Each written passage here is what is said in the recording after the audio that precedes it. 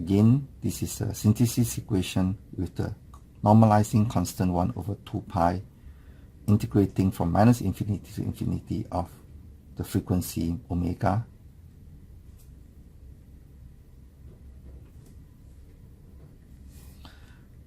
x of j omega, the continuous time Fourier transform representation of x of t.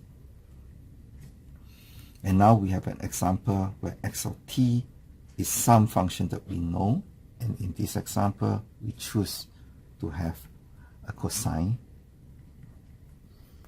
with omega equals to pi over 4, or omega not equals to pi over 4, the fundamental frequency, and a phase shift of pi over 6.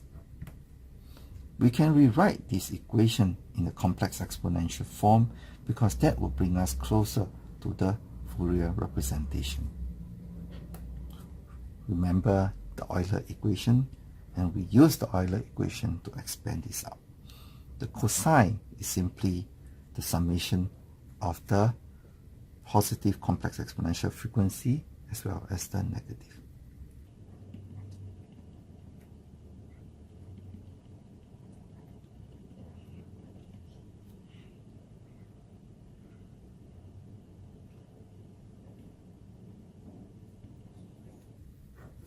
And the whole equation divides by 2.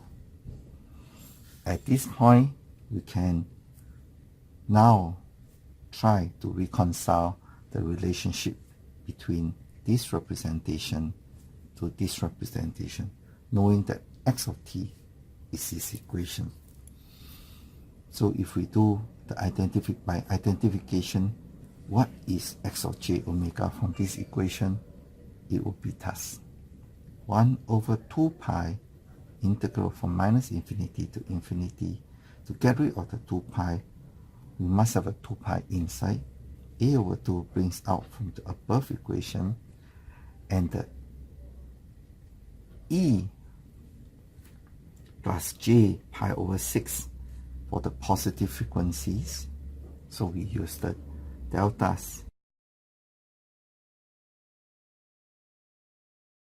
Delta minus pi over 4 means the delta is sitting at pi over 4 frequency.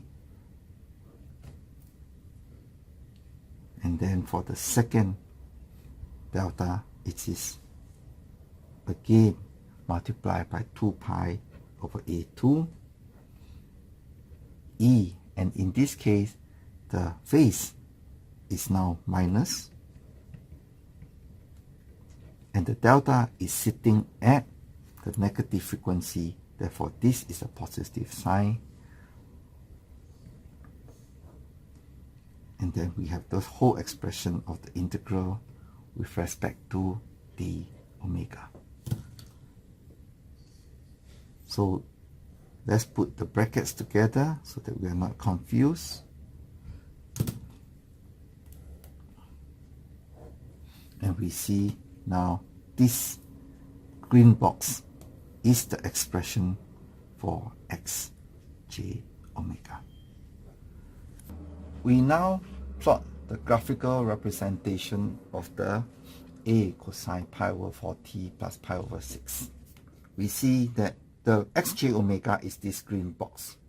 So 2 pi multiplied by a over 2 reduces to pi over a here. When there is a delta, it is weighted by pi over a,